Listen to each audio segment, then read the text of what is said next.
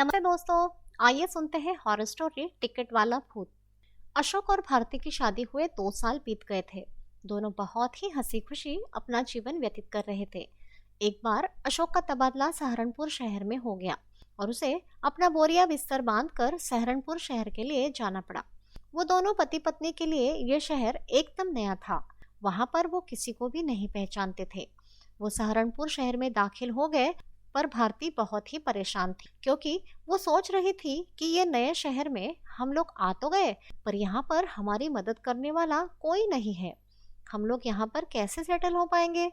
जब अशोक ने देखा कि भारती बहुत ज्यादा परेशान है, तो उसने पूछा उसकी परेशानी का क्या कारण है।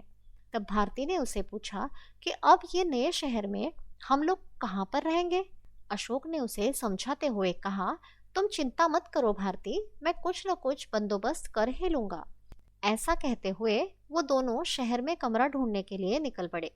जैसे ही वो दोनों रोड पर से चल रहे थे, तभी भारती किसी औरत से टकराई। वो औरत ने भारती को संभाला और कहा, मुझे माफ कर दो बहन, मैंने जल्दबाजी में आपको देखा नहीं। तभी अशोक और भारती ने कहा, कोई बात नहीं। फिर वो औरत उनसे बोली, आपको देखते हुए ऐसा महसूस हो रहा है कि आप दोनों इस शहर में नए हो। भारती ने उस औरत से कहा कि हाँ, हम इस शहर में नए हैं और हम यहाँ किसी को भी नहीं जानते हैं। तब वो औरत ने बोला, मेरा नाम रक्षा है और मैं इसी एरिया में नजदीक ही रहती हूँ।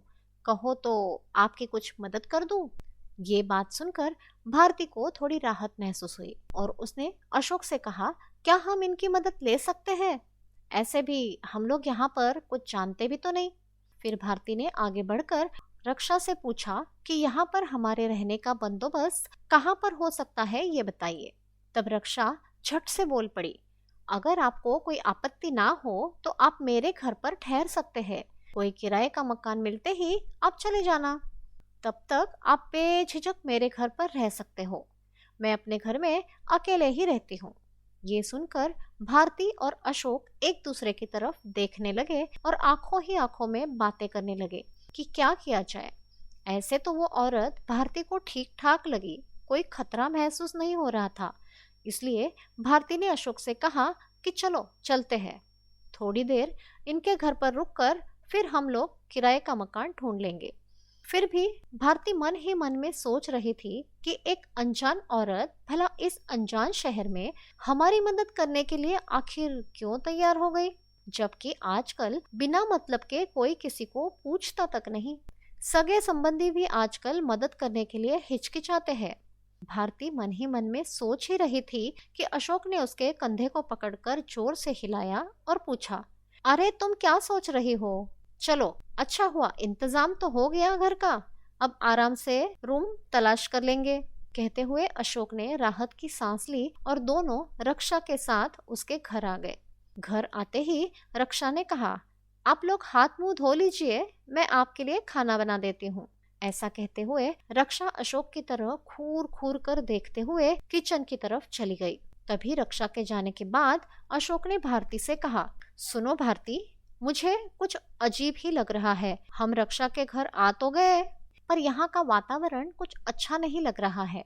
अभी किचन में जाने से पहले रक्षा की नजर कुछ और ही बता रही थी। हमें ध्यान पूर्वक रहना होगा क्योंकि अभी अपने पास कोई दूसरा सहारा भी नहीं है। तभी भारती बोल पड़ी, देखो अशोक, अब तो रात होने वाली है।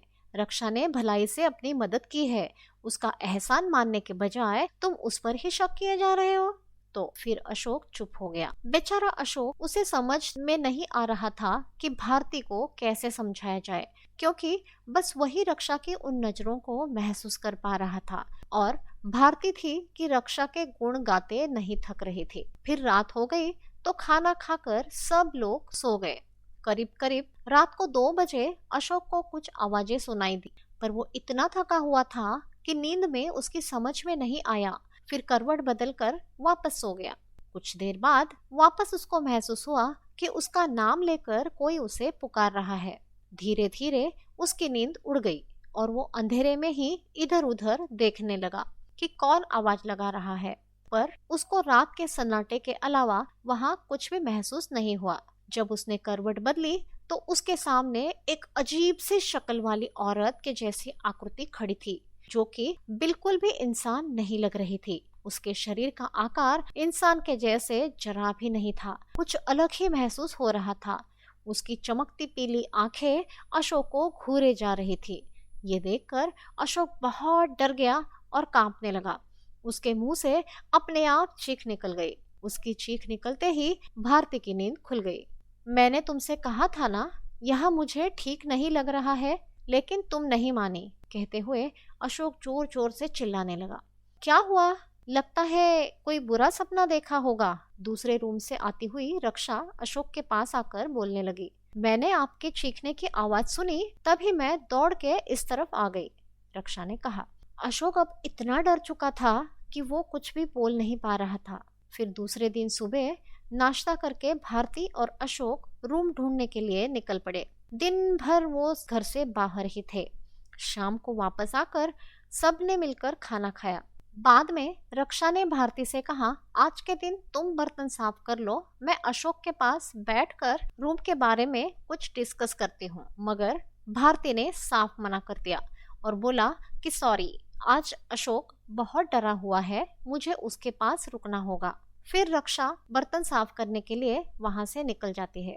रात में जब सब लोग सो रहे थे, तभी अशोक को किसी ने पुकारा और कहा कि तुम्हें यहाँ का वातावरण अच्छा नहीं लग रहा था ना, तो आओ चलो मेरे साथ, हमें मकान मिल गया है।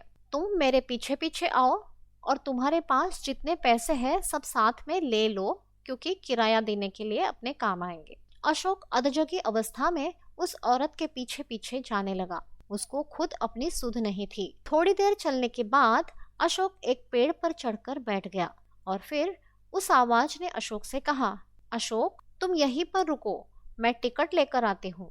जब तक मैं वापस ना आऊं तुम यहाँ से कहीं पर भी मत जाना।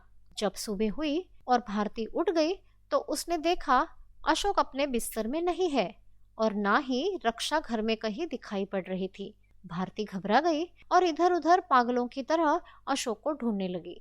भारती को ऐसे देख बस्ती के लोग इकट्ठा हो गए और पूछने लगे कि क्या बात है, तुम किसे ढूंढ रही हो? भारती ने बताया, मैं और मेरे पति 2 दिन पहले ही इस शहर में आए हैं। हम यहाँ किसी को भी नहीं जानते हैं, बस रक्षा को ही जानते हैं और उसी के घर में रह रहे थे। ऐसा कहते हुए भारती ने जब रक्षा के घर की तरफ इशारा किया, तब वहाँ के एक बूढ़े चाचा बोले, बेटा जिस ओर तुम इशारा कर रही हो उधर तो कब्रिस्तान के अलावा कुछ भी नहीं है, और तुम तो कह रही हो कि वो किसी का घर है, तो ये कैसे मुमकिन हो सकता है? उस बुजुर्ग से इतना कहते ही रक्षा ने पलटकर उस तरफ देखा जहाँ कुछ देर पहले वो सोई हुई थी। वहाँ दूर दूर तक कोई घर दिखाई नहीं दे रहा था सिवाय कब्रिस्तान के। ये देखकर भारती के तो जैसे पैरों तले जमीन निकल गई। वो बहुत ज्यादा घबरा गई। अब गांव वालों को वो सारी बातें बताने लगी कि कैसे रक्षा उनसे मिली और उसके पति के साथ वो इस बस्ती में आ गई। सब कुछ बताने के बाद कुछ लोग भारती को पागल भी कहने लगे। मतलब ये ऐसे बहकी बहकी बातें कर रही है, लगता है पागल हो चुकी है। फिर एक व्यक्ति ने भारती की बातों को ध्यान से सुना और रक्षा को ढूंढने की बात कहने लगा। फिर एक एक करके सब लोग अशोक को ढूंढने में जुट गए। आजू बाजू का पूरा इलाका ढूंढ लेने के बाद भी अशोक कहीं भी नहीं मिला। फिर किसी ने कहा कि क्या घर की छतों के ऊपर भी देखा? फिर सभी अपने अपने घरों की छतों पर चढ़ गए। तभी एक युवक ने अपने छत से आवाज लगाई कि एक आदमी घर के सामने वाले पेड़ पर बैठा हुआ दिखाई पड़ रहा है। जैसे तैसे करके सीढ़ी लगाकर 2 लड़के आगे जाकर पेड़ पर चढ़ गए और अशोक के पास पहुंच गए। अशोक तो ऐसे बैठा था जैसे वो किसी का इंतजार कर रहा हो। फिर वो लड़के अशोक को पकड़कर नीचे उतारते हैं। तुरंत भारती उसके पास जाती है और उसके सर पर हाथ रखकर पूछती है, अशोक तुम यहाँ क्या कर रहे थे? अशोक अभी भी पूरे होश और हवास में नहीं था। उसका जवाब सुनकर सबके होश उड़ गए। अशोक ने कहा, मेरी पत्नी ट्रेन का टिकट लाने गई है और उसने मुझे यहाँ पर बैठने के लिए कहा है। मैं अपने साथ सारे पैसे भी ले आया हूँ। और इतना कहकर अशोक बेहोश हो गया। आश्चर्य की बात तो ये थी कि जिस पेड़ पर अशोक चढ़कर बैठा हुआ था उस पेड़ पर चढ़ने के लिए कहीं से भी जगह नहीं दिख रही थी। ये सब देखकर बस्ती वाले हैरान रह गए। ये तो बहुत अच्छा हुआ कि समय पर आकर बस्ती वालों ने अशोक की जान बचाई। इस तरह अशोक की जान बचाकर भारती और अशोक वहां से निकल पड़े। इस कहानी से हमें ये शिक्षा मिलती है कि किसी भी अनजान व्यक्ति पर भरोसा नहीं करना चाहिए, चाहे वो कितनी भी मीठी बातें क्यों न करे। धन्यवाद।